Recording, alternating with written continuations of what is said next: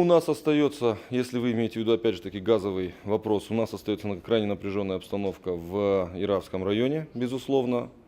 К счастью, мы для себя понимаем, что там делать, и в ближайшее время мы выровняем там ситуацию.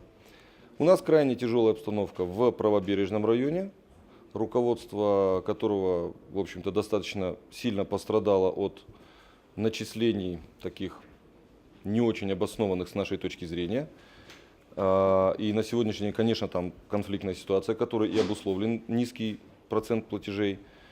И, конечно же, самая тяжелая обстановка – это город Владикавказ, тепловые сети.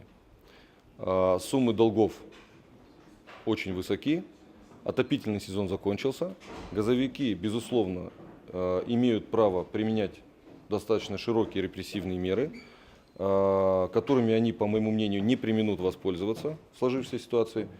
Мы, безусловно, ведем диалог, мы, безусловно, сделаем все необходимое для того, чтобы ограничений поставок газа не было. На эту мысль меня наводит также и вчерашняя встреча, вчерашний приезд заместителя гендиректора Межрегионгаз Пятигорск Ковалева, а также его встреча на уровне глав районов и руководства города Владикавказ. По моему мнению, тот алгоритм, который был выработан на этой встрече, он вполне приемлем для всех сторон. Я думаю, что мы со своей стороны поможем его претворить в жизнь.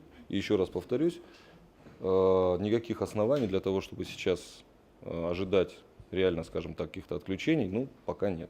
Что касается